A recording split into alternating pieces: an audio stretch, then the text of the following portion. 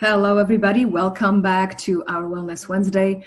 Aga Swiecki here from SKG, and today we're going to continue our conversation about effective communication and focus on triggers. I think this will be super valuable for all of us, and not only in the workplace, but again, we want to focus on the whole person, because your professional life and your personal life blended together. And these are all the tools that will help you navigate all of this uncertainty in a more effective way and feel better about it. So let's talk about triggers today. So what are triggers? First of all, triggers are reminders of a negative experience that cause the anger, the sadness, the resentment, the depression, and everything in between to come to the surface. So with triggers, by the way, we all have them. So none of us are immune to it. We all have them because we are a product of conditioning. There's a lot of baggage that we carry, and triggers simply, there's a filing system in your brain, and your brain remembers what happened to you, especially if all five senses were involved, which, by the way, that's what triggers are all about. You remember what the place looked like. You remember how something smelled. You remember what you ate.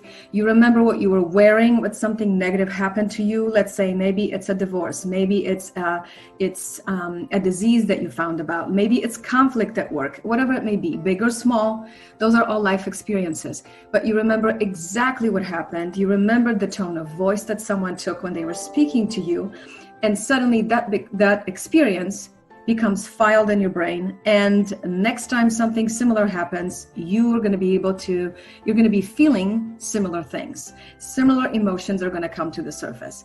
And the big thing is, most of us are not aware of triggers. And if that happens, which we're going to talk about in one of the episodes, we react and not respond. And that means we're not really in charge. So think about this. It could be a trigger, could be a song. Let's say you hear a song on the radio, it reminds you of your first heartbreak. You might get emotional. Very simple, happened to all of us, right? It could be a movie. It could be a place. It could be an anniversary of something that happened to you that, let's say, every year around the same time, you're gonna feel emotional. You're gonna feel a little sad. You're gonna feel a little nostalgic. We're human. So this library remembers a lot. It remembers a lot of things, especially if all five senses were involved. So you pull from that library and then you feel the same.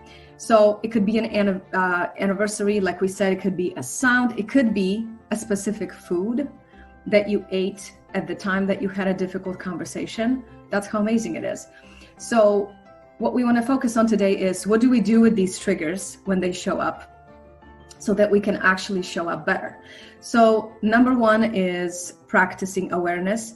This is not easy, this is not really taught, and this is a practice, so it's going to take time. Obviously, it's not going to happen overnight, but it is possible, and it's magic when it happens, right? So first of all, practice awareness of, why is this happening, and do I remember something similar happening to me before? Take a deep breath before you actually react to something. Give yourself some time, because let's say in a situation where you're being triggered and someone's saying something to you that doesn't feel good, it's maybe conflict, argument, you most of the time, again, focus on you, because this is unpleasant. The fear kicks in. And by fear, I'm not saying you're scared of the person. You could simply be irritated. You could be resentful. You could simply disagree, or you could feel that they're imposing on your personal space. It could be a lot of different things that stem from the same source, which is fear of something being taken away from you, right? So if you practice awareness, you know that, yes, this could be the reason why I'm upset, but also it could be a bunch of other reasons. And we want to make sure that the person that we're speaking to is not paying for one of our triggers from the past. So practice awareness and how you respond, even in your body. How does your face tense up? Does your body language change? Does your tone of voice goes up just because suddenly you're reacting, right? Number two, take responsibility for your reactions. So your reactions are your reactions. you're the boss, you're in charge. So if we focus on taking responsibility, we're giving ourselves more time to respond, and also figure out, is this really worth my energy? And is this person at fault? And at the same time, what is something I can take responsibility for? Because again, the situation was created, there's two sides, and both are important. Both have a different perspective, right? Which, by the way, we're going to talk about conflict, healthy conflict, in one of the episodes of Wellness Wednesday.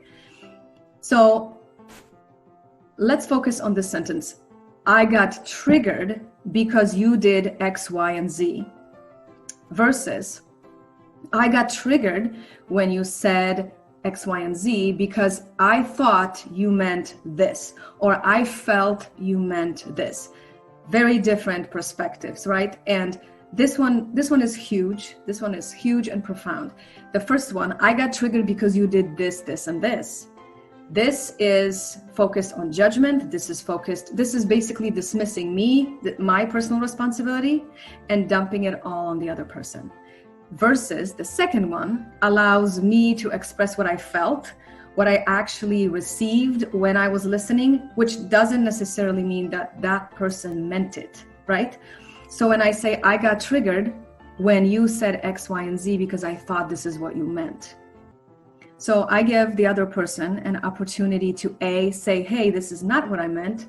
What I meant was this. I give them an opportunity to clarify, but also B, I give them an opportunity to see my perspective, because they might have not realized that I received it very differently than what they intended for me to receive, right? So I need to have that space, because we're different. We're all different. There's no way you can replicate one person from the other person. So we got to be able to practice that understanding more effectively.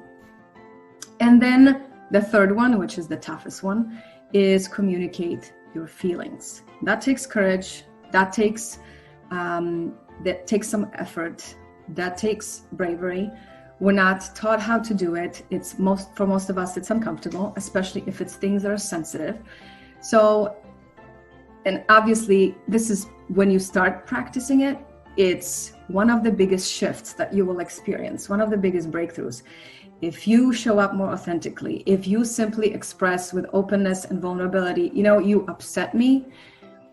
I'm not sure if you meant it this way. You probably didn't, but this is what I felt. It opens the space between two people to have a conversation about two perspectives and find a common ground and understand each other. This is huge, you guys. And also a big one, when we are able to do this, we are able to recognize our triggers way faster, because we are able to distinguish what is a memory of something that is causing me these feelings versus what is this situation about, and just this situation. Shave it off from all the other memories. What is this about, right? And that's powerful.